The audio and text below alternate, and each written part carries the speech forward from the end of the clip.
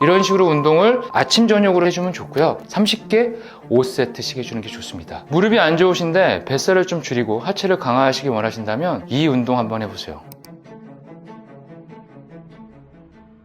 살을 뺐을 때 더 늙어 보이는 경우도 있는데요. 다이어트가 노화를 가속시킨 걸까요?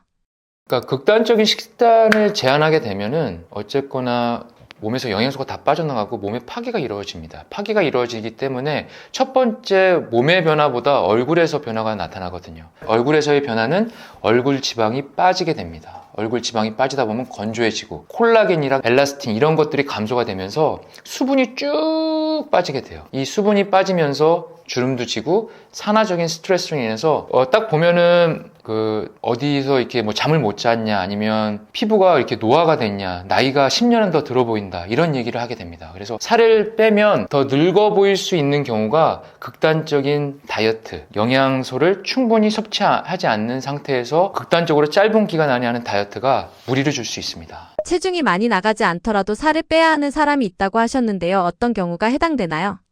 보통 저근육형 비만들이신 분들이나 아니면 신체적으로 좀 봤는데 신체 능력이 많이 이렇게 낮으신 분들이 있으세요. 이런 분들은 사실 좀 정상 체중이라도 지방을 좀 빼고 근육량을 올려야 되시는 분들이거든요. 체지방 측정기, 보통 인바디 제품 같은 경우들을 사용하는데 체지방 측정을 하게 되면은 근육량에 비해서 지방량이 많게끔 나오는 표준 범위에서 벗어나는 경우가 있습니다. 표준 범위에서 근육량이 적게끔 저근육형이 나오거나 표준 범위에서 지방이 많은 과체중에 있어서의 지방이 많은 그래프가 나오게 되면 저근육형 비만으로 이렇게 판단을 하게 되거든요. 근데 그러게 되면은 보통 딱 봤을 때에도 정상 체중인 것 같은데 이분은 딱 인바디 체지방 측정기로 측정을 하게 되면 정상 체중이 아니라 저근육형 비만이네. 이런 분들이 대체적으로 신체적인 능력이 많이 이렇게 딸리세요. 아니면 그러니까 이런 분들은 남성분들에 비해서 여성분들이 좀 많은데요. 여성분들이 대체적인데 외형적으로는 옷을 입으면은 한 부위가 살이 많이 이렇게 분포되어 있습니다. 허벅지 뒤나 엉덩이 옆 라인이나 엉덩이가 많이 이렇게 꺼지신 상태에서 배가 이렇게 허리둘레가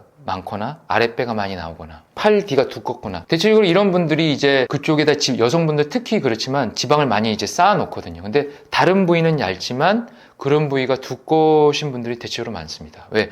근육이 적게 되면 몸에 지방을 많이 쌓아두게끔 나오는 시스템으로 변환이 되거든요. 그래서 저근육형 비만인 분들은 외형적으로 그렇기도 하지만 신체적으로도 봤을 때 신체 검사, 일반 체력 검사 했을 때에도 푸시업 아니면 뭐 턱걸이, 윗몸 일으키기, 오래 달리기, 1200m, 1600m 오래 달리기 이런 것들을 다 뭐 유연성 테스트 다 검사해 보면은 평균 정도에서 보통 다 평균 이하 아니면 그 밑단계로 많이 나오세요. 그래서 이런 분들이 대체적으로 상담을 하거나 이렇게 오시면 첫 번째 고민이 뭐냐면 체력이 약해요. 그리고 신체 능력을 키우고 싶어요. 그 다음 두 번째로 원하는 목표가 뱃살을 빼고 싶어요. 다이어트 하고 싶어요. 이렇게 얘기하세요. 그렇지만 여기서 제일 중요한 건 뭐냐면 근력 운동해야 된다는 거. 근력 운동을 해서 몸이 살이 찌지 않는 몸 상태로 만들고 근력 운동을 해야 몸이 피트하게끔 나오기 때문에 체지방이 빠지더라도 몸이 일자로 떨어지지 않고 나오고 들어가고 이런 몸으로 피트하게끔 건강하게끔 나옵니다. 남자는 역삼각형, 여자는 호리병처럼 몸이 그런 식으로 나와야지 살 뺐는데 그냥 일자로 뚝 떨어지면 하나도 피트하지 않고 매력적이지가 않아요. 그런 건강한 상태를 유지하기 위한 저근육형 비만인 분들은 신체 능력을 좋게 만들어야 되는데 첫 번째 근력 운동, 근력 운동 하시고 두 번째 유산소 운동과 식단도 같이 병행하시면서 유연성 잘 키워 나가신다면 많은 도움이 되실 것 같아요. 운동을 해도 배는 그대로다라는 분들이 많습니다. 뱃살과 내장 지방이 특히 안 빠지는 것 같은 이유는 무엇인가요?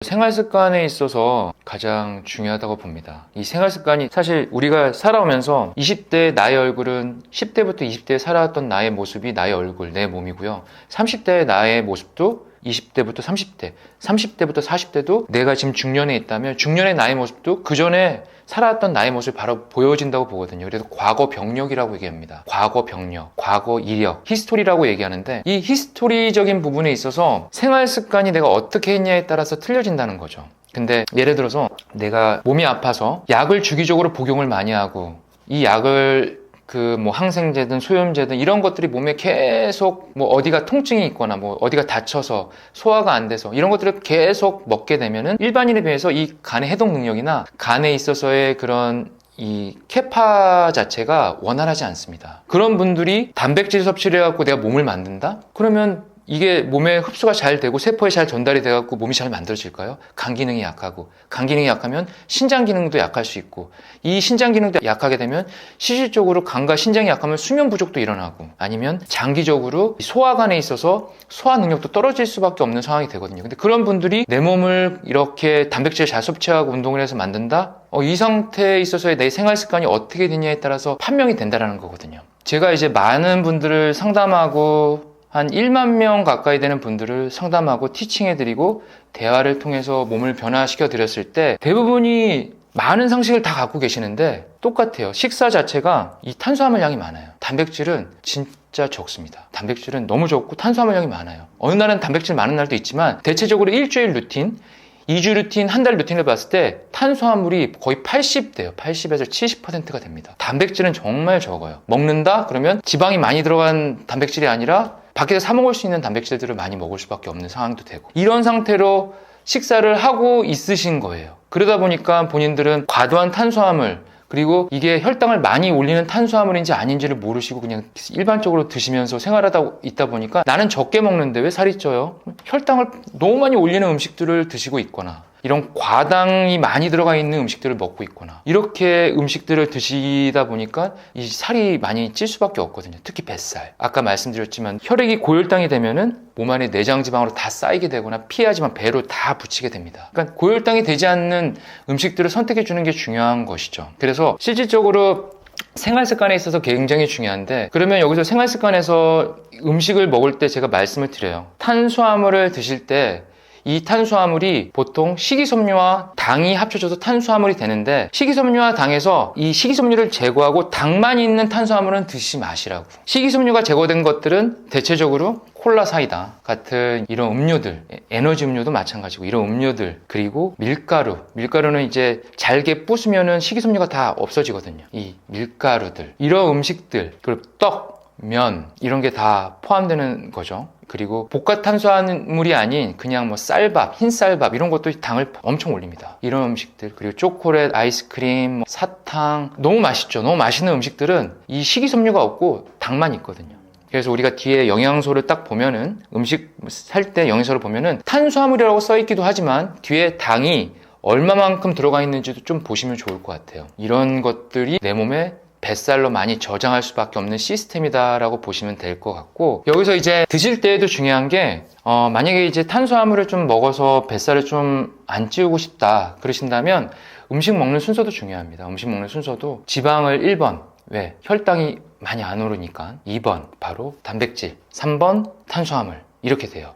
근데 그 전에 특급으로 0번은 채소입니다. 채소, 지방, 단백질, 그 다음 탄수화물, 이런 식으로 음식의 순서를 바꿔서 이렇게 쭉 드시면은 몸에서 혈당이 많이 안 오르고요. 그 다음에 몸으로 지방이 잘 안 쌓이고 인슐린 분비도 이렇게 천천히 분비하면서 몸에 천천히 저장을 하게 됩니다. 급하게 저장하지 않고. 그렇게 고혈당으로 이루어지지 않는다는 거죠. 그래서 처음에 드실 때는 에피타이저 식으로 야채나 이런 채소들로 이렇게 좀 드시는 것이 좋습니다. 이런 식사를 해주시는 것이 뱃살을 빼는데 도움이 되고 뱃살이 잘 안 붙게 된다는 거를 참고해 주시면 좋을 것 같아요. 벽에 기대서 하는 운동이 내장 지방과 하체 근육에 도움이 된다고 하는데요. 왜 그런 자세가 효과적인 건가요?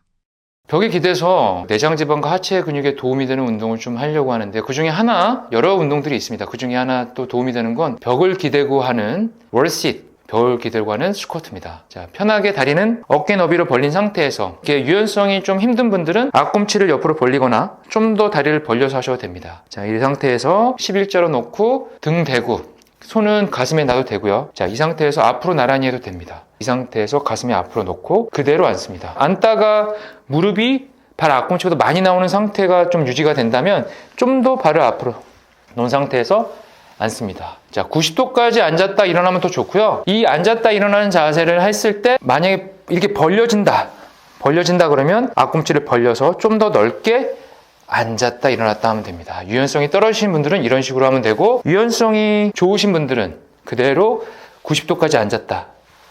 아직 무릎이 좀 아프다 그러면 45도부터 시작하시면 돼요. 45도부터 쭉 이런 식으로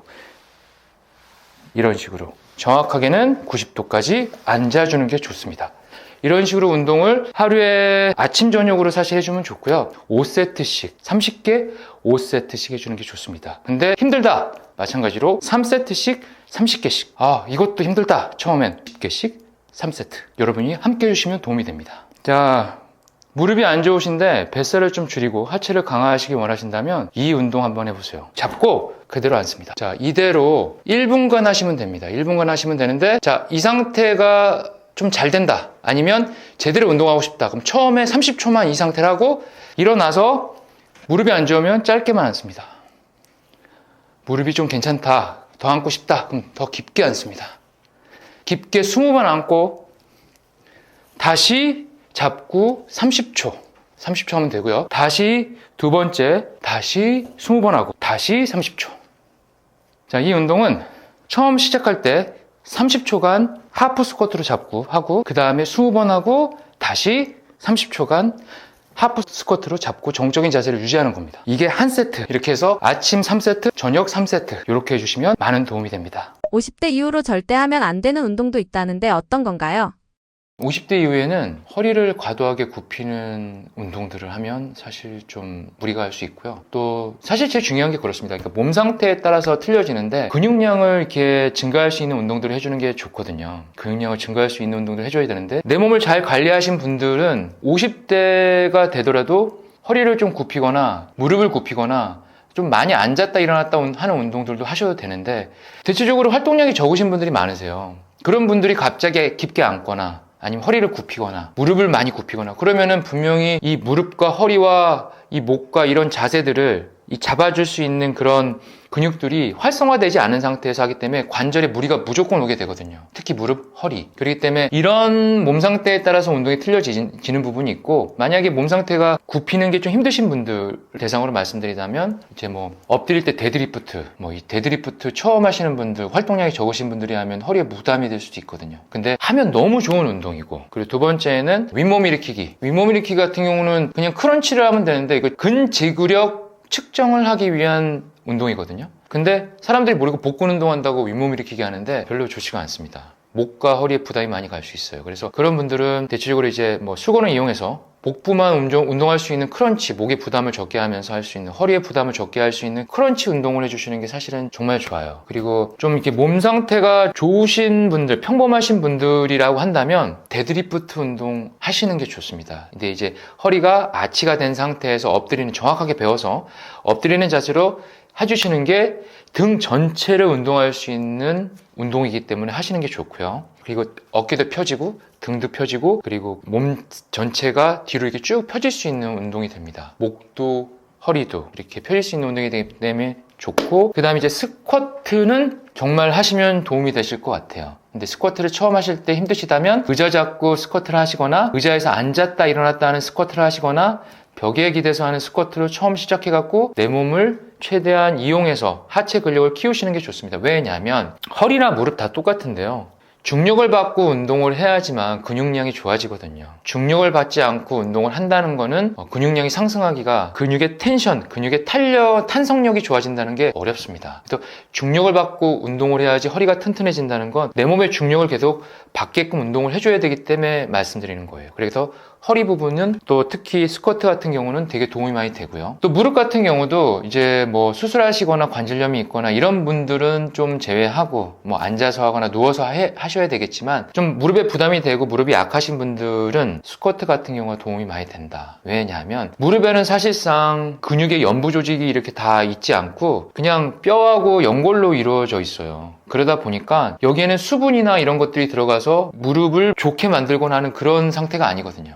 무릎을 좋게 만들고 부담을 줄여줄 수 있는 건 무릎을 붙잡고 있는 근육들, 이 근육들이 무릎을 옆에서 이렇게 어시스트 해줘갖고 무릎이 편해지게끔 만들어줄 수 있게끔 해줘야 된다는 겁니다. 그러기 위해선 무릎 앞 허벅지 대퇴사두근과 그 다음에 이 종아리 근육 그리고 뒤 허벅지 햄스트링 이 부분들이 강하게 되는 것이 중요합니다. 그러기 위해서는 스쿼트만한 것이 또 없어요. 스쿼트 또 관절염이 있으시거나 무릎에 이제 수술한 지 얼마 안 되신 분들은 이제 앉아서 하는 무릎 다리 들어 올리기, 뭐 레그 익스텐션, 누워서는 레그 익스텐션, 다리 그냥 누워서 다리 들어 올렸다 내리는 뭐 레그레어, 한 발로 하는 레그레이즈 뭐 이런 것들을 하시는 것이 도움이 되고, 그런 것들을 통해서 그 다음에 서서 하셔야 됩니다. 왜 그렇게 해야 되냐면 어쨌거나 우리는 걸어 다녀야 되거든요. 걸어 다녀야지 심폐지구력도 좋아지고 뼈도 좋아지고 심혈관계 질환도 좋아지거든요. 걷기 위해서 누워서 앉아서 서서 그 다음에 약간 빨리 걸으면서 그 다음 뛰면서까지 돼야지만 건강한 신체가 될 수 있다고 말씀드릴 수 있을 것 같아요. 50대 이후에 한국인들 건강이 무너지는 가장 큰 이유는 무엇인가요?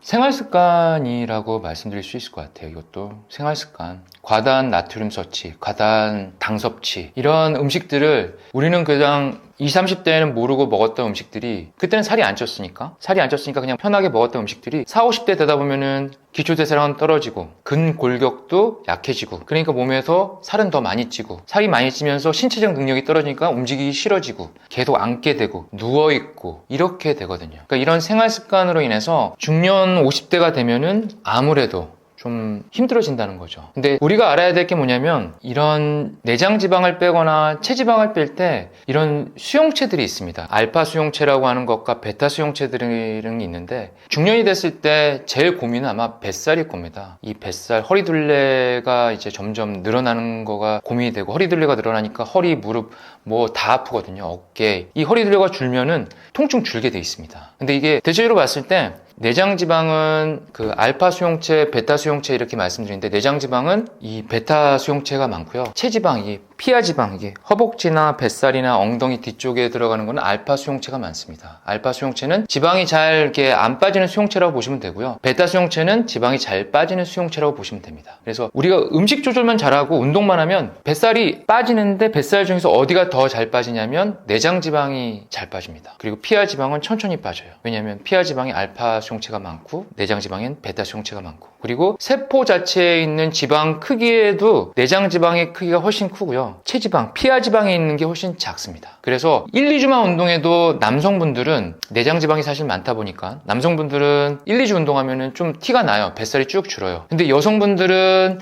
내장 지방보다는 엉덩이나 허벅지 뒤, 이 뱃살, 허리살, 뭐 팔뚝살 이런 쪽이 많다 보니까 피하 지방이 빠지는 속도 자체가 늦다 보니까 여성분들은 좀 그게 더뎌지게 느껴져요. 근데 이런 현상들이 20, 30대에는 못 느끼는 현상들인데 40, 50대 되다 보면은 이 내장 지방과 피하 지방에 있어서 나는 왜 살이 잘 안 빠져요? 왜 티가 안 나요? 막 이런 부분도 다 포함된다는 거예요. 그래서 남성분들이 근육이 많아서 더 많은 에너지를 사용하고 더 많이 이렇게 지방을 이렇게 분해할 수 있는 신체적인 조건도 있는 반면에 신체 골격상, 그리고 이런 호르몬적인 부분도 포함 다 해서 남성분들은 내장 지방이 많은 부분들이 있기 때문에 이런 부분들이 쉽게 1, 2주만 해도 티가 좀 잘 나고, 여성분들은 1, 2주만 하더라도 티가 덜 나는 이유가 바로 이런 이유 때문에 그렇습니다. 중년 이후 가장 많이 하는 잘못된 건강 습관 한 가지를 꼽는다면 무엇인가요?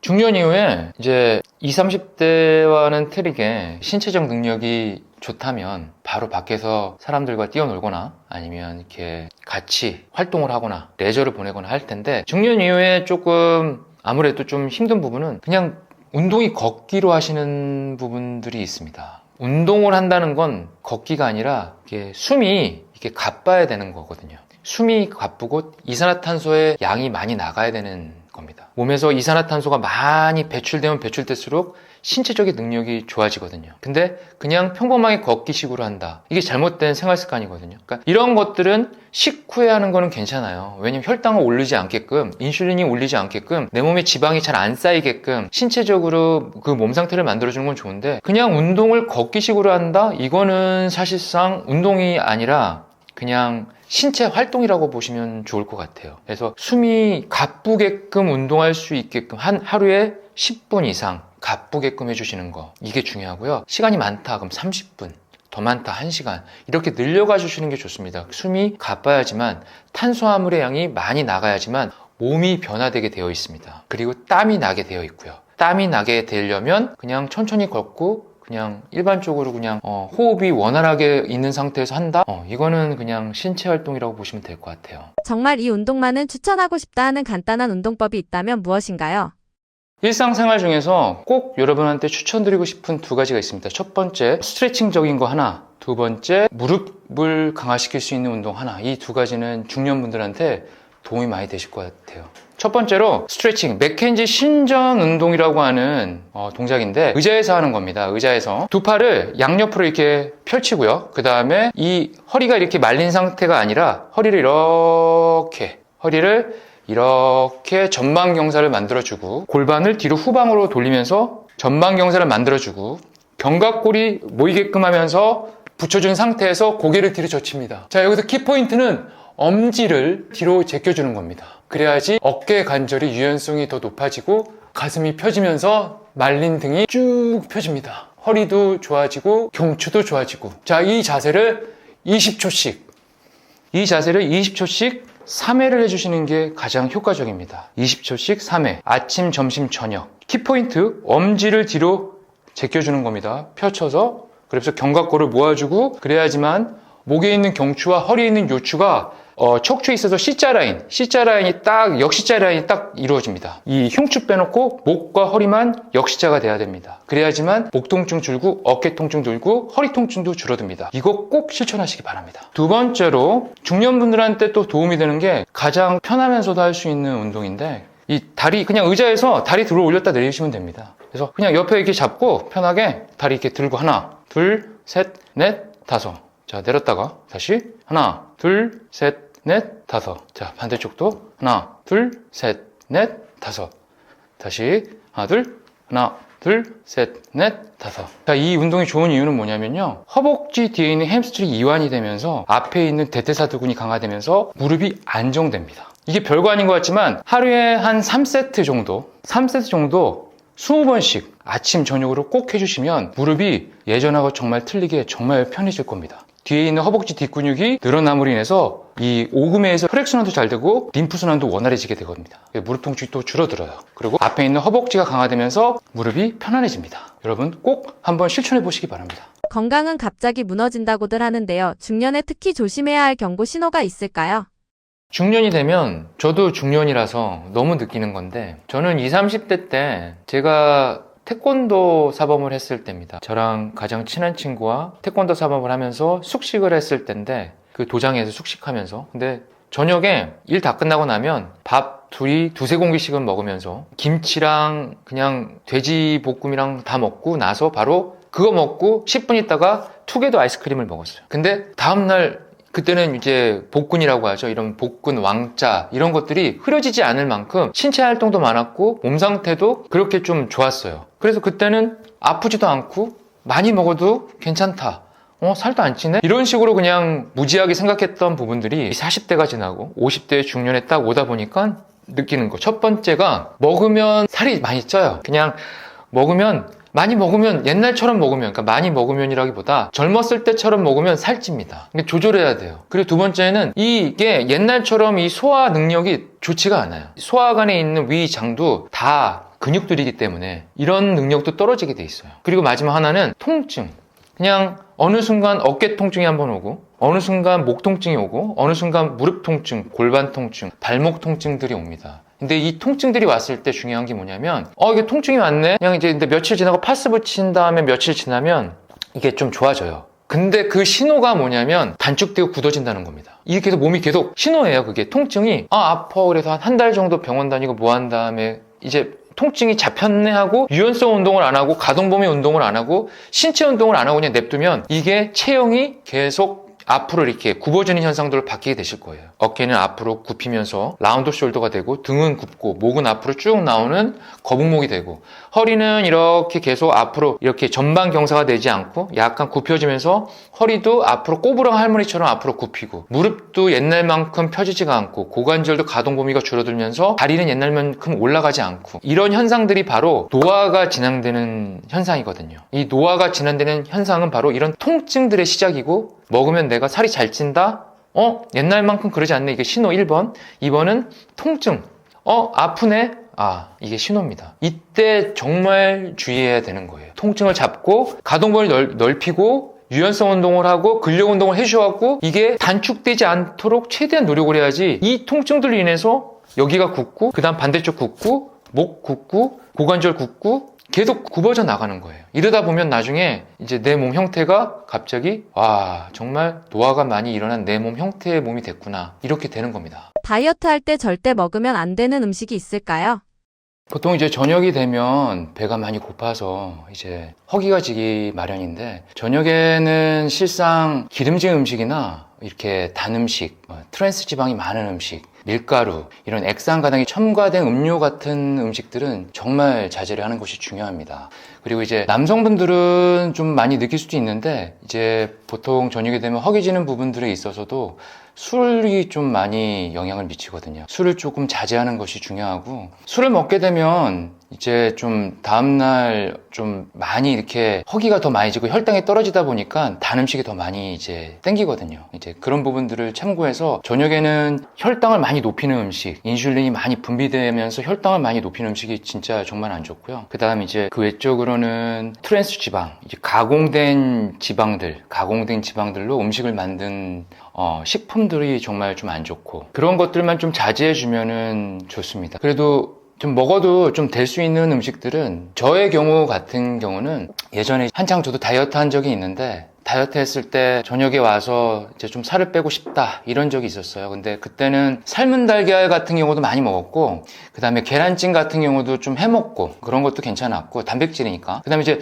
연두부나 두부, 이런 것도 사실 좀 좋습니다. 이런 것도 사실 혈당을 많이 안 올리기 때문에 먹으면은 살이 잘 많이 안 쪄요. 근데 대신에 또 많이 먹으면 이게 살이 또 많이 붓기 때문에 어느 정도 허기가 좀 찰 정도의 양으로, 자기가 딱 봤을 때 찰 정도의 양으로 먹는 것이 가장 중요하고, 그 밖에 정말 극단적으로 좀 살을 빼야 된다, 그럴 때에는 당근도 좋고요, 이제 오이도 좋습니다. 이제 당근 같은 경우도 저녁에 수분이 많아서 저녁에 먹을 때 그냥 먹으면 순간적으로 포만감이 이렇게 느껴집니다. 이럴 때 이제 먹고 그냥 좀 바로 좀 주무셔도 괜찮고요. 당근도 먹어도 좀 좋습니다. 대신 둘 같이 먹으면 이게 서로 이제 영양소가 싸우기 때문에 좀 이렇게 피하는 것이 사실은 좋습니다. 밤에 먹으면 무조건 살이 찐다고 하는데 야식으로 먹어도 괜찮은 음식도 있을까요?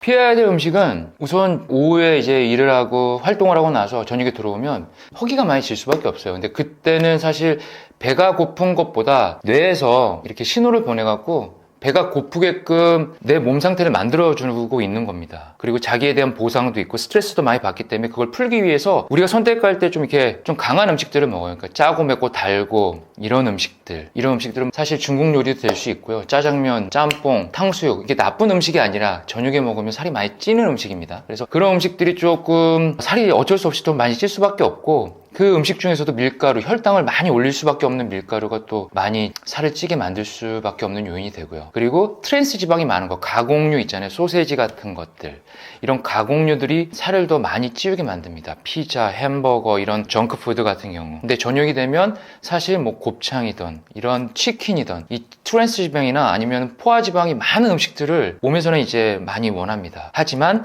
내가 살을 줄여야 된다고 생각을 한다면 이런 것들은 좀 배제하고, 더 중요한 거는 이제 살을 뺄 수 있는 음식들을 먹어야 되는 거죠. 그러니까 살이 뺀다기보다 살을 잘 안 찔 수 있는 음식들을 먹는 것이 중요합니다. 그러니까 하루 중에 몸이 지쳐서 채워져야 될 영양소의 순수 단백질인 뭐 계란, 달걀 이런 거 좋고요. 두부나 연두부 뭐 이런 것들도 좋습니다. 그리고 이제 우유도 따뜻하게 해서 어느 정도 한 100ml 정도 따뜻하게 해서 천천히 드셔주는 것도 괜찮고요. 유지방이긴 하지만 좀 도움이 되고요. 그리고 좀 살을 급격하게 빼겠다고 한다면 이제 뭐 오이나 이제 당근 이런 것도 좋습니다. 제가 예전에 저도 한창 다이어트하고 뭐 보디빌딩 같은 이제 시합도 나가보고 막 15년, 20년 전에 막 이렇게 나가봤을 때는 그때 이제 극단적으로 뺄 때 저도 오이나 당근을 이렇게 많이 먹었어요. 그리고 중요한 건 이 오이, 당근이 서로 이렇게 싸우지 않게, 영양소가 싸우지 않게 하루는 오이, 하루는 당근 뭐 이런 식으로 드셔주는 것도 좋습니다. 그리고 마지막으로 좀 그래도 조금 단 걸 먹고 싶다, 그럼 말린 과일 뭐 이런 것도 드셔도 되는데 소량으로 드셔야 되고요. 그 다음 뭐 방울토마토 이런 것도 좋습니다. 방울토마토 채소로 분류되기 때문에 방울토마토도 좋고, 바나나도 뭐 소량으로 드셔주는 거 괜찮습니다. 그러니까 이런 것들을 드셔준다면 아무래도 저녁에는 살이 덜 찔 수 있는 상태로 가실 수 있어요.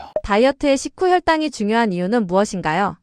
식사를 하고 났을 때 음식을 먹으면 음식이 위에서 이제 쪼갭니다. 위에서 쪼개서 영양소로 들어가기도 쪼갭니다. 이제 쪼개갖고 다시 소장으로 가요. 소장으로 가서 또 잘게 부습니다. 잘게 부수면서 영양소를 흡수하고 마지막 대장에서 수분을 쭉 빨아들입니다. 이런 과정이 적게는 뭐 1시간 반에도 2시간, 많게는 4시간에도 6시간 정도 걸리는데 이런 과정 속에서 음식을 쪼개갖고 혈관으로 쭉 가서 이 혈관에서 우리 몸에 있는 세포들로 이렇게 쭉 영양 공급을 합니다. 근데 이런 과정 속에서 음식을 먹고 혈관에서 음식을 많이 먹게 되면 혈관에서 고혈당이 됩니다. 이 혈액이 이 포도당인데 포도당이 몸의 세포에게 저장을 해야 되는데 고혈당이 돼요. 이 고혈당이 되다 보니까 이 혈당을 낮추기 위해서는 보호기전으로 세포에도 각 세포, 근육세포, 뼈세포 다 저장을 하지만 나머지 세포들은 보호기전으로 내장지방이나 이런 피하지방에다 지방을 다 저장을 해요. 근데 이런 지방을 저장할 때 인슐린이 분비를 하게 됩니다. 혈당이 올라가면 인슐린이 분비를 하게 되거든요. 근데 이런 혈당이 높은 음식을 먹게 되면 인슐린이 더 많이 분비하게 되고 그 다음 훅 갑자기 혈당이 최고치로 올라갔다 훅 떨어지면 바로 인슐린이 더 많이 떨어지게 됩니다.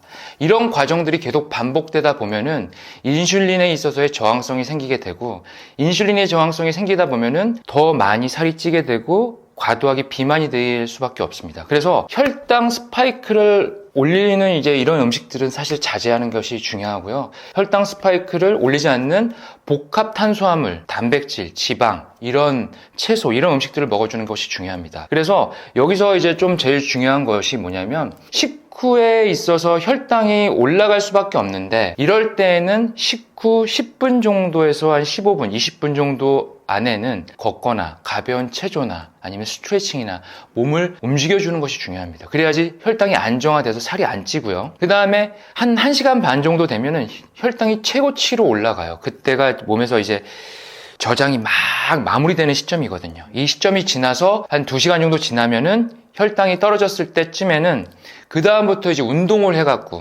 해서 내 몸에 있는 혈액에 있는 포도당 자체를 많이 써주고 몸에 있는 글리코겐 같은 이런 에너지를 많이 써줘서 살을 쭉 빼주는 과정을 해줬을 때 몸이 이제 이게 반복이 되다 보면 나중에는 정상적으로 혈당이 높지 않게끔 그리고 인슐린도 그만큼 많이 분비하지 않게끔 몸이 정상화됩니다. 식후 혈당을 안정시키는 데 도움이 되는 간단한 운동법이 있을까요? 사실 안정시킬 때 간단한 운동법은 우리가 서서 그냥 움직이는 것들이 많이 있어요. 서서 체조 같은 경우 아니면 앉아서 하는 운동들 아니면 벽에서 하는 운동들 뭐 말로 표현하자면 벽에서 하는 벽 스쿼트, 월sit 뭐 이런 것도 되게 좋고요. 왜냐면 관절에 무리도 없으면서 체중을 부하를 나한테 주면서 큰 근육인 허벅지 엉덩이 운동들 이런 운동들을 많이 사용할 수가 있거든요. 근데 허벅지 ong덩이 운동들을 많이 사용할 수 있는 운동들을 하다 보면 몸에 있는 혈당들을 많이 사용하게 됩니다. 혈액에 있는 포도당도 많이 사용하게 되고요. 포도당도 많이 사용한 반면 몸에 있는 글리코겐에 있는 에너지 그 다음 간에 있는 에너지 이런 글리코겐들을 쪼개갖고 또 혈관으로 가서 혈액이 몸으로 또 포도당으로 해갖고 에너지를 또 사용하게 됩니다. 이런 과정들이 반복되면서 운동을 하는 것이 가장 중요한데 제일 좋은 거는 이제 벽에서 하는 안전하고 할 수 있는 벽 스쿼트 이런 거 좋고요. 의자에서 앉았다 일어났다 하면서 하는 의자 스쿼트, 의자를 잡고 이제 버티면서 해주는 뭐 스테이틱 스쿼트 아니면 이제 의자 잡고 다리를 옆으로 벌렸다 아니면 의자 잡고 런지 안전하게 할 수 있으면서도 몸에서 활동량이 큰 운동들, 그러니까 하체를 많이 움직여주는 것이 제일 첫 번째고 두 번째는 그 상체 스트레칭이나 상체 운동들을 이렇게 병행해 준다면 사실 식후 혈당을 낮추는데 많은 도움이 됩니다. 자, 여러분 그 식후 혈당을 낮추기에 도움이 되는 여러 운동들이 있는데 그 중에 하나 꼽자면 그냥 의자에서 앉았다 일어났다 하는 스쿼트를 하시는 게 가장 좋을 것 같습니다. 우선 무릎에 부담이 없고 그 다음에 할 때 편하게 할 수 있고 이 운동을 여러분들이 하시게 되면은 많은 도움이 되실 거예요. 자, 다 같이 한번 따라해 보겠습니다. 의자 앞에 쓴 상태에서 앉으면서 그냥 편하게 앉았다가 그냥 일어나시면 돼요. 손은 앞으로 이렇게 내밀고 내리고 올렸다 앞으로 나란히 했다 내리고 손을 앞으로 나란히 했다 내리는 거는 아무래도 이 혈당을 낮추기에 활동량이 많으면 더 도움이 되기 때문입니다. 자, 잘하시는 분들은 앉기 전에 바로 올라오셔도 되고요. 더 잘하신다면 의자를 사용하지 않은 상태에서 하시는 게 더 좋고요. 이런 식으로 하루에 5세트 정도 5세트를 30번씩 5세트 만약에 힘들다 30번씩 3세트 더 힘들다 20번씩 3세트 이렇게 하시면 도움이 많이 되실 겁니다. 뱃살, 특히 내장 지방을 줄이는 데 도움이 되는 운동은 어떤 종류인가요?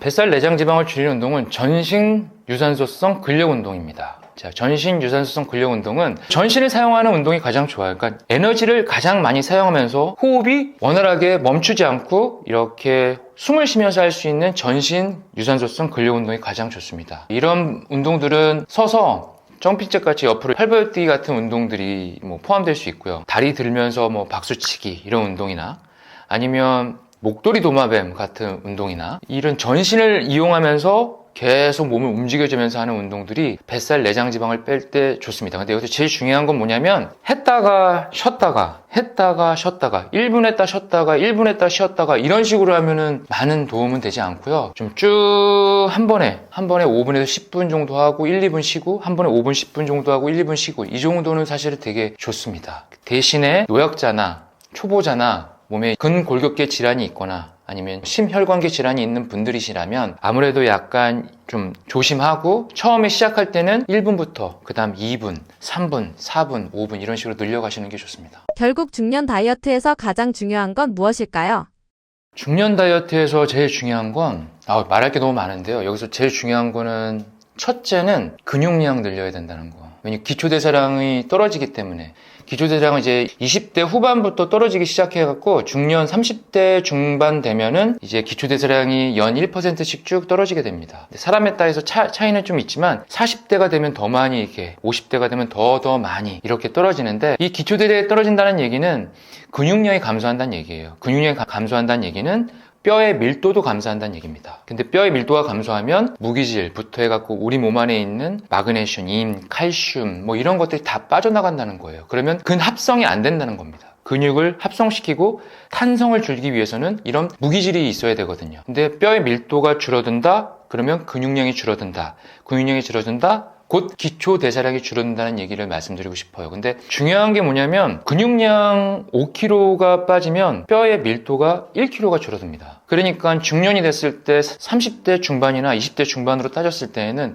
우리 몸이 신체적으로 계속 이렇게 노화가 된다는 느낌, 몸이 잘 안 움직여지고 옛날 같지 않다는 그런 본인의 신체 능력은 바로 여기서 기반된 거거든요. 유산소 운동은 너무너무 좋지만 근력 운동 꼭 하셔야 된다는 거. 연근 저축하듯이 내 몸을 중년에 잘 만들어 놔야지. 이런 청소년 때 운동하셔갖고 성인까지 20대 30대까지 운동을 잘 하신 분들은 이런 부분이 포함이 좀 덜 할 수 있지만 잘 안 해놨다가 중년 돼서 갑자기 신체적 노화로 인해서 질병이 오거나 몸이 아프거나 아니면 내 몸이 예전 같지 않다는 느낌이 많이 오거나 통증이 심하다면 분명 여기서 느끼게 돼요. 그러니까 여기서 정말 중년에서 첫 번째 신호가 왔기 때문에 근력 운동을 열심히 해서 근육량을 이제 향상시켜 갖고 노후에는 좀 편안하게 보내야 됩니다. 이걸 만들어 갖고 유지하면서 최대한 근육을 안 까먹게끔 만들어야 되는데 노후가 돼서 근육량 만들어야 된다? 너무너무 힘들어요. 이게 이 생리학적으로도 신체적으로도 영양학적으로도 너무너무 힘들어요. 그러니까 그 부분에 있어서는 여러분들이 꼭 중년부터는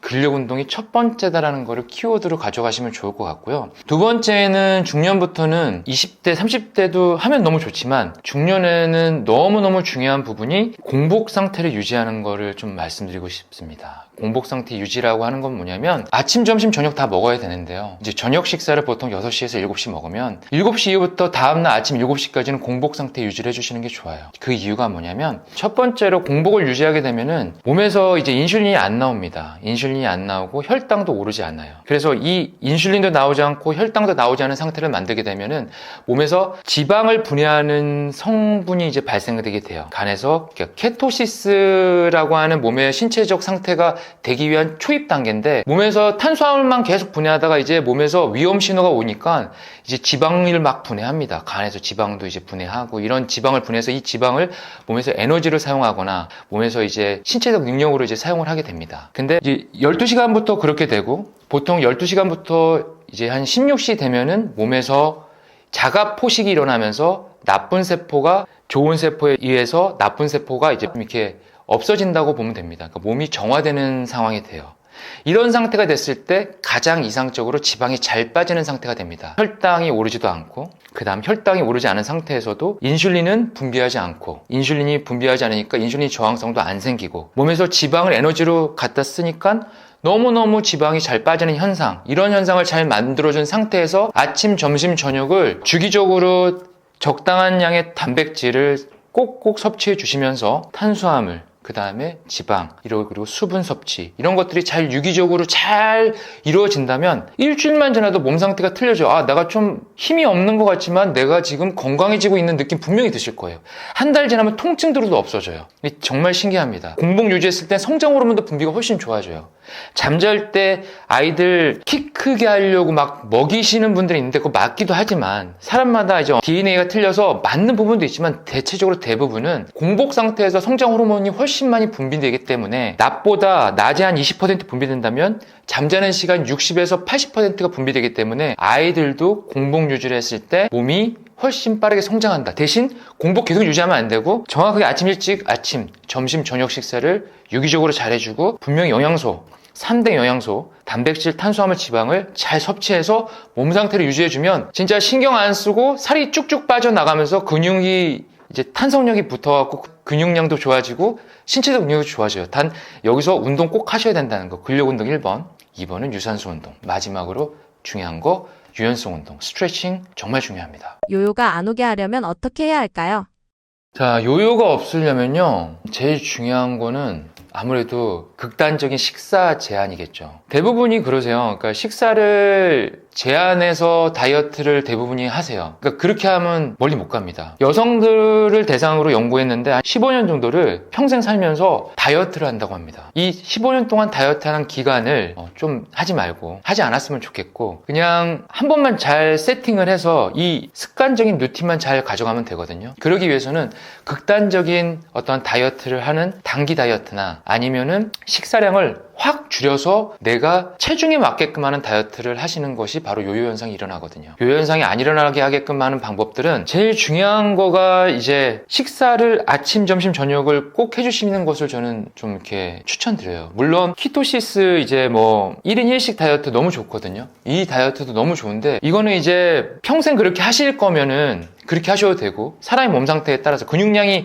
적은데 그렇게 하시면 또 힘들 수도 있거든요. 그러니까 그러지 마시고 우선은 정상적으로 아침, 점심, 저녁 아니면 아침, 저녁 이렇게끔 식사를 해주시는 것도 좋습니다. 근데 여기서 이제 제가 조금 설명을 좀 드리면 이 식사를 어떻게 하냐면 언제, 얼마만큼, 어느 시간대에 하는 것이 가장 중요합니다. 식사를 언제, 얼마만큼, 어느 시간대에 하는 것이 가장 중요하다고 말씀드릴 수 있을 것 같아요. 그러니까 식사를 지금 말씀드린 대로 저녁부터 해서 아침 시간까지 공복을 유지하고 나서 아침에 이제 식사를 할 때는 보통 6시에서 8시 사이 식사하는 것이 가장 좋습니다. 왜냐하면 이때 먹는 식사는 몸에서 흡수가 정말 잘 돼요. 왜? 공복 시간이 길었으니까 먹으면 바로 흡수가 쭉 됩니다. 그리고 살로 잘 안 쪄요. 많이 안 찝니다. 왜냐하면 오후 시간 동안 계속 활동을 하기 때문에 아침에 먹은 식사가 오후 동안 활동하는 모든 에너지원이 되거든요. 머리 돌아가야 되는 부분도 그렇고 신체적으로 움직이는 것도 그렇고 대신 이제 단백질을 잘 몸에 자기의 양에 맞게끔 몸 상태에 맞게끔 단백질 섭취를 해주는 것이 좋습니다. 그래서 아침은 임금처럼 좀 드시는 게 좋고 점심은 보통 뭐 저 12시나 1시 정도 드시니까 그 시간대에 드시면 되는데 점심은 좀 이렇게 신화처럼 드시는 게 좋고 이제 저녁은 5시에서 6시 길면 7시에 드시겠죠. 이 6시, 7시 이때 먹을 때는 거지처럼 이제 좀 거지처럼 드시는 게 좋습니다. 그러고 나서 이렇게 공복 유지를 해주시면 요요 현상이 안 일어난다는 걸 말씀드릴 수 있고요. 이 드실 때 중요한 건 뭐냐면 시간 텀을 4시간에서 보통 6시간 텀을 드시는 게 좋아요. 왜? 인슐린이 나와서 분비되고 저장하는 시간이 2시간 정도 걸려요. 이 2시간 정도 걸리는 시간들을 2시간만 예를 들어서 2시간마다 막 계속 먹으면 인슐린이 계속 나오거든요. 그럼 인슐린이 계속 나오면 살이 계속 붙을 수밖에 없는 시스템이 됩니다. 그래서 대체적으로 주부들이 이제 약간 겪고 있는 고민 중에 하나가 나는 안 먹는데 살이 찐다라고 얘기를 하거든요. 근데 이게 사람에 따라 틀려요. 어떤 분들은 몸 상태를 다 만들어 놓은 상태에서 먹었을 때 그렇게 먹어도 되는 분이 있는 반면 대체적으로 주부들은 활동량도 적고 운동도 적게 하고 육아도 준비하고 산후적인 부분들이 이래서 체중 불어난 것도 있고 이런 부분들이 다 포함되어 있는 상태에서 이제 극단적인 다이어트를 하거나 아니면 조금만 먹겠다고 해서 조금씩 계속 주워 먹게 되면 인슐린이 계속 나오는 거거든요. 근데 그걸 주워 먹을 때 닭가슴살을 주워 먹겠어요? 아니면 뭐 단백질인 두부만 주워 먹겠어요? 아니면 식물성인? 아니면 생선을 먹겠어요? 아니면 고기를 먹겠어요? 아닙니다. 간편하게 쉽게 먹을 수 있는 혈당이 오를 수밖에 없는 이런 단당류들 뭐 과일도 될 수 있고 떡도 될 수 있고 밀가루 특히 빵 이런 거 조금씩 먹는데 이거 당 계속 올리거든요. 혈당 계속 올라가고 인슐린 계속 분비하기 때문에 몸에서는 계속 인슐린이 계속 나오니까 인슐린에 있어서 계속 이 혈액에 있는 농도가 짙어지니까 얘는 계속 몸 안에 저장해갖고 위험 신호를 적게 만들려고 몸 안에 저장을 하니까 내장 지방이 점점 불어나고, 내장지방이 불어나니까 인슐린에 대한 저항성이 높아지고, 인슐린의 저항성이 높아지니까 계속 혈당은 높아지고 살은 계속 찌는 시스템이 돼서 나중에는 고혈압, 고지혈증, 그 다음에 심혈관계 질환까지 오고 심지어는 당뇨까지 오는 현상들이 발생하게 되는 거거든요. 그런 부분들로 인해서 자주 먹는 건 좋은데 어떤 음식을 먹냐가 사실은 중요하고요. 당을 올리지 않는 음식을 먹겠다 그러면 괜찮을 수도 있습니다. 그렇지만 내가 근육 대비 지방이 많다면, 저근육형 비만이든지 근육이 있더라도 지방이 많다면 공복 시간을 어느 정도 4시간에서 8시간을 유지해주고 인슐린이 나오지 않게끔, 혈당이 오르지 않게끔 계속 만들어줘야지 몸에서, 간에서 지방을 분해하고 연소시켜갖고 지방을 분해하게끔 만드는 몸의 상태를 만들어주는 최적화를 만들어줘야 되거든요. 이런 최적화를 하지 않는 상태에서 살을 빼려고 한다는 자체가 거기서부터 이제 좀 쉽지 않은 거예요. 그러니까 몸 상태를 최적화적으로 만들기 위해서는 식사 시간에 공복 상태 유지, 4시간에 8시간 공복 상태 유지, 이게 제일 중요한 1번. 거기서 플러스 근력 운동을 하고 근육 운동을 해야지 근육이 점점 탄선력이 좋아지고 근육이 어느 정도 이렇게 각 어깨 공장, 팔 공장,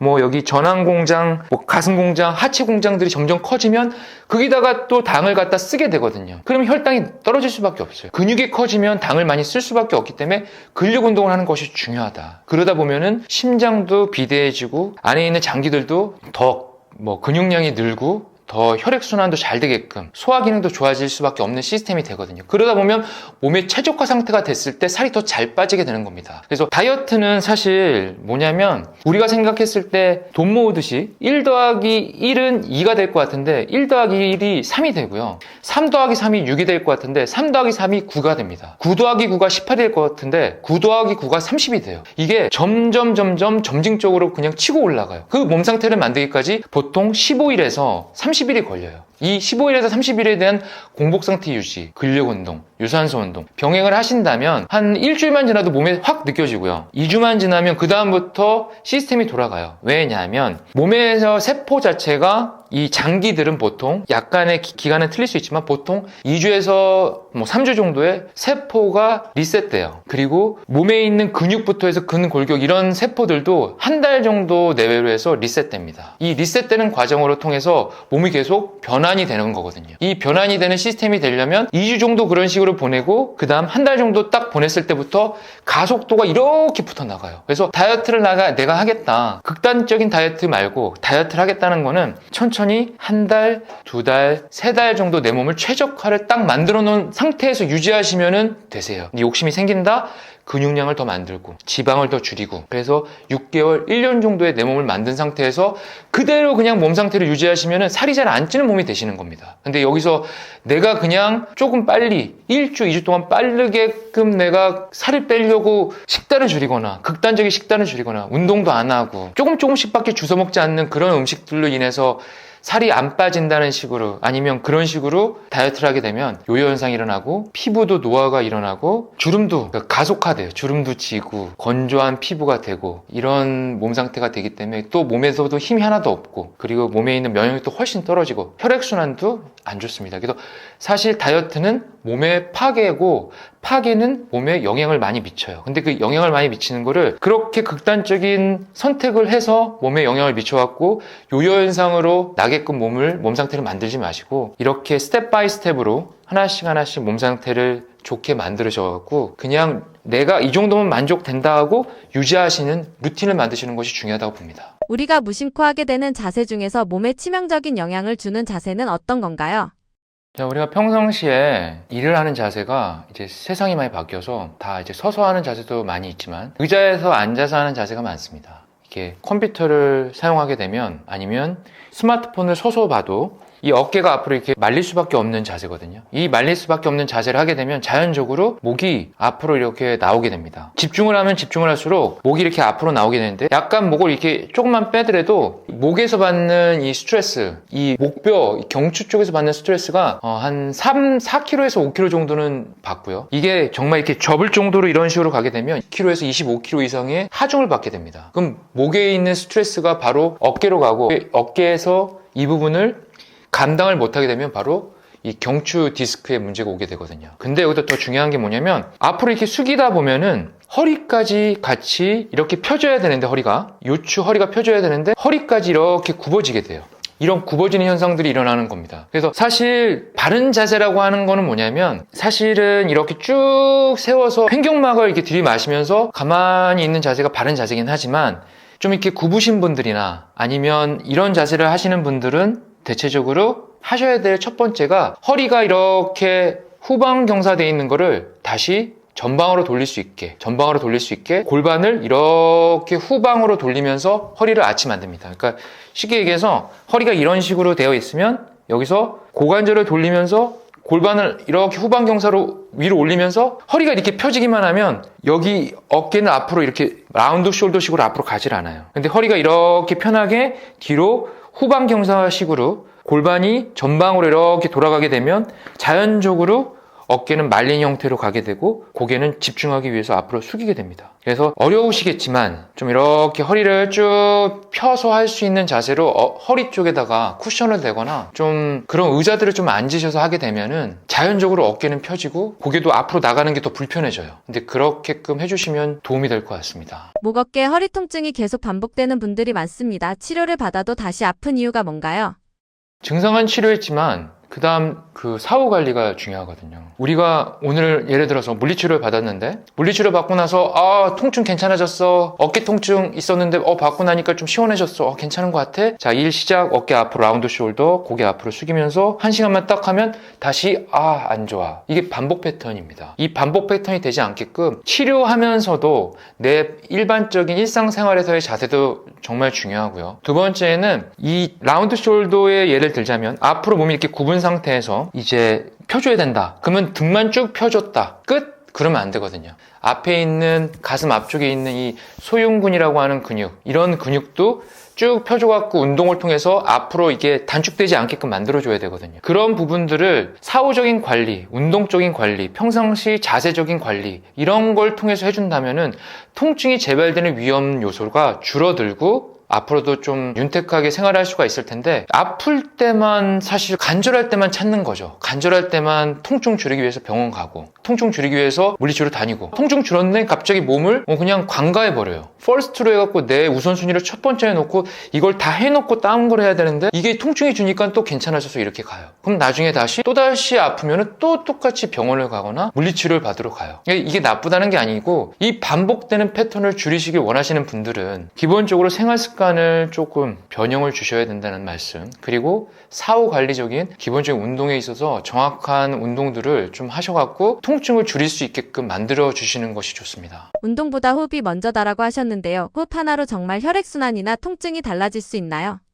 보통 호흡을 하게 되면 우리도 모르게 무의식적으로 코로 호흡을 하면 너무 좋은데 입으로 하는 경우가 많습니다. 입으로 하게 되면은 호흡이 이 뇌까지 다 안 들어갑니다. 그리고 깊게 소화관 밑에까지 호흡을 해가 내려가거나 올라가거나 하질 않아요. 왜냐하면 짧을 수밖에 없습니다. 입으로 호흡하는 양은 짧을 수밖에 없고 입으로 호흡하게 되면 목 근육만 많이 사용하게 되는 현상들이 많이 일어나거든요. 근데 코로 호흡을 하게 되면 뇌까지 숨이 들어갈 수 있어요. 깊게 들어갈 수 있고 이런 필터들 한 3개 정도에 있는 이 얼굴 쪽에 있는 필터들을 통해서 뇌까지 올라가니까 뇌에 열이 받아서 가동되는 뇌 열도 식혀주고 머리도 잘 들어가고 두통도 없어지고 그리고 횡격막, 이 횡격막 자체가 코로 숨을 쉬어야지만 이 들어 마실 때 쭉 이렇게 올라갔다가 폐는 좀 작아지고 횡격막은 올라오고 내뱉을 때 횡격막이 내려가면서 폐가 쭉 넓혀지면서 쭉 넓혀지고 이 과정을 통해서 이 소화 기능도 되게 좋아집니다. 왜냐하면 횡격막에 있어서 그 사이에 위가 이렇게 위관이 연결이 되어 있고요. 그 다음에 이제 정맥이나 아니면 이제 동맥 혈관들이 이렇게 연결되어 있고 심지어는 이런 신경까지도 이렇게 연결되어 있습니다. 근데 코로 숨을 쉬지 않고 입으로만 쉬게 되면은 어깨만 들썩들썩 목으로만 사용을 한다는 건데 그러게 되면은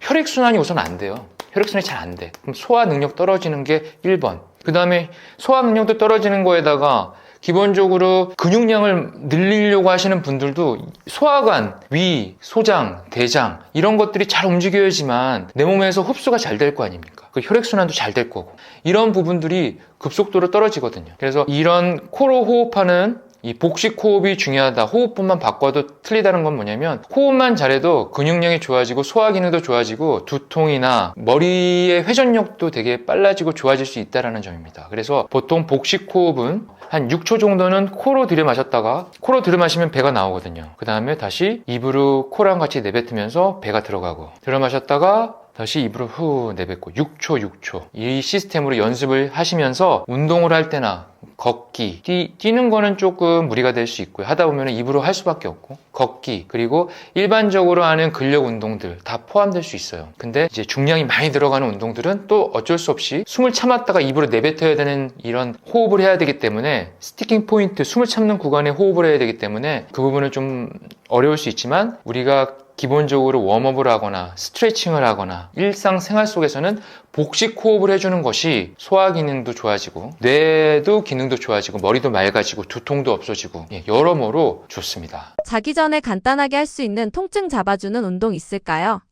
자, 여러 가지 좋은 운동들이 많지만 자기 전에 딱 이 세 가지 운동만 한번 해보시기 바랍니다. 이 세 가지 운동이 스트레칭이라고 볼 수도 있고 운동이라도 볼 수 있는데 이 동작을 하게 되면 2주만 지나면 고관절, 그 다음에 허리 통증, 그 다음 목 통증 많이 좋아집니다. 첫 번째 동작은 이 무릎 꿇은 상태에서 이 엉덩이 위쪽, 이 골반 끝에 손바닥 위쪽을 딱 대고 팔꿈치를 모으면서 올라갑니다. 팔꿈치를 모으면서 올라간 상태에서 이대로 골반 앞으로 밀면서 고관절을 펴준다고 생각하면서 고개를 뒤로 젖힙니다. 10초 유지했다가 내려왔다가 다시 하나 둘 올라오면서 팔꿈치 모으면서 견갑골 모아주고 그 다음에 고개 뒤로 젖히면서 골반을 밀면서 팔로 골반을 밀면서 그 다음에 고관절을 펴줍니다. 이 동작 첫 번째. 두 번째 동작 장요근 스트레칭. 발 앞으로 이렇게 앞구비 자세를 취한 상태에서 그대로 두 손을 여기 잡아도 되고요. 편하게 옆에 잡을 때가 있으면 편히 잡으셔도 됩니다. 뭐 의자가 있으면 의자 잡아도 되고요. 균형 잡을 수 있는 분들은 이렇게 잡고 그대로 몸을 앞으로 밀어줍니다. 몸을 앞으로 밀어서 이쪽 고관절과 이쪽에 있는 장요근이 유연하게끔 쭉 늘려줍니다. 자, 이것도 마찬가지로 10초 정도 하고 다시 원 상태로 왔다가 다시 10초 정도 합니다. 자, 이게 바로 장요근 고관절 스트레칭. 그 다음 맨 마지막 코브라 포즈. 엎드려서 자, 두 손 앞에 놔두고 이 상태에서 하나 둘 스핑크스 포즈 하나, 코브라 포즈 하나. 자, 스핑크스 포즈를 하게 되면은 이거는 모든 분들이 하실 수 있을 거예요. 고개를 들어야 됩니다. 정면을 바라보고. 이거는 모든 분들이 할 수 있는 상태고 여기서 더 유연성이 있고 통증이 좀 없다 이런 분들은 펴서 고개 들고 코브라 포즈. 허리에 있는 요추와 목에 있는 경추까지 쭉 스트레칭 해주고 복근 이완시켜줍니다. 자, 이것도 마찬가지로 10초씩 3회. 이 동작들 여러분들 보시면 알겠지만 말려있는 등, 굽혀있는 허리, 다 허리 통증, 목 통증, 어깨 통증이 있으신 분들은 꼭 해주시면 도움이 돼요. 하루에 아침, 점심, 저녁 해주면 너무 좋고 한 번 할 때 한 동작에 10초, 10초, 10초 3번 10초, 10초, 10초 3번. 그래서 세 동작을 3세트로 10초씩 하시면 됩니다. 안녕하세요 구독자 여러분, 하루 10분 내 몸 리셋 저자 김재원입니다. 저는 현재 인간미 넘치는 건강 이야기의 건강 멘토로 활동을 하고 있습니다. 구독자는 한 53만 지금 분들이 구독을 해주시고 있고 제가 이렇게 좀 좋은 계기로 여기 나와서 이렇게 또 여러분에게 인터뷰를 하고 또 강의를 드린 점에 있어서 너무 감사하게 생각하고 있습니다. 이번에 그 하루 10분 내 몸 리셋이라는 책을 출간하게 됐습니다. 제가 한 20여 년 동안 1만 명 정도의 회원분들을 상담해 드리고 또 강의도 많이 나가기도 하고 또 이런 부분들에 있어서 여러분들한테 도움을 좀 드리고자 이번 강의를 하게 되었고요. 또 책을 쓴 제일 큰 목적은 사실 저라는 사람이 책을 쓴다는 게 정말 맞는 걸까? 세상에 유명하시고 너무 대단하시고 위인 같은 분들만 책을 쓴다고 생각을 했었습니다. 근데 어느 우연치 않는 상황 속에서 좋은 분들을 만나서 저한테 권유를 해주시고 책을 써보는 게 어떻겠냐고 말씀을 해주셔갖고 그때 이제 많은 고심을 하고 좀 마음을 다잡게 됐습니다. 그때 고심했던 이유는 저의 가장 사랑했던 아내가 옆에 있었으면 제가 좀 이런 부분에 있어서 좀 고심을 덜하고 결정도 빨리 하고 책도 좀 더 빨리 쓰거나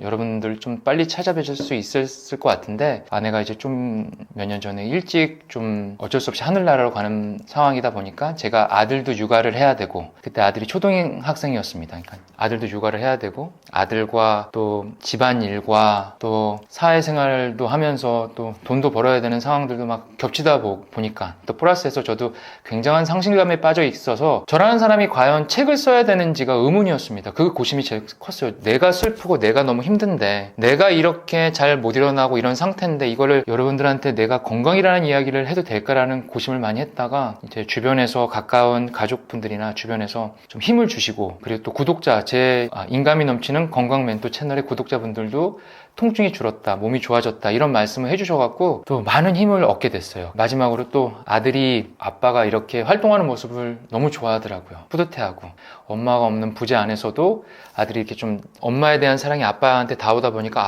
아빠가 이렇게 잘하고 있는 모습이 마음의 자존감과 연관이 되더라고요. 그러다 보니까 그 다음부터 좀 마음을 다잡게 되고, 아들하고 이제 좀 산을 다니면서 책을 좀 쓰게 됐습니다. 그게 2024년도 10월부터인 것 같아요. 10월부터 책을 쓰게 돼서 한 1년여간 책을 쓰고 이렇게 여러분께 찾아뵙게 된 것 같습니다. 사실 이런 말씀 드리긴 좀 뭐하지만, 그때 1년여 전에, 2년여 전 2023년도에 일이 일어났었던 이제 저한테 큰 아픔, 큰 상실적인 부분이 있다 보니까, 아들이 몸무게가 원래 이렇게 퉁퉁하기도 했지만 한 18kg 정도 막 이렇게 체중이 엄청 많이 불어나게 되고, 저도 뱃살이 너무 많이 불어나고, 생활이 이렇게 영이롭지 않은 상태에서 좀 생활하다 보니까 망가져 갔어요. 이게 좀 밑바닥까지, 정말 밑바닥까지 갔었는데, 어느 순간 아들이 이제 저한테 와서 그 아이들이 이렇게 놀린다고, 엄마 없는 부재에 있어서 많이 이제 놀리는 부분들을 많이 얘기하다 보니까, 제가 그 말을 듣고 너무 이제 이렇게 돼서는 안 되겠다, 이렇게 되다 보면은 큰일 나겠다, 그런 감정이 막 치올르면서 이제 아들하고 산을 다니기 시작했습니다. 그러면서 책을 쓰게 됐고,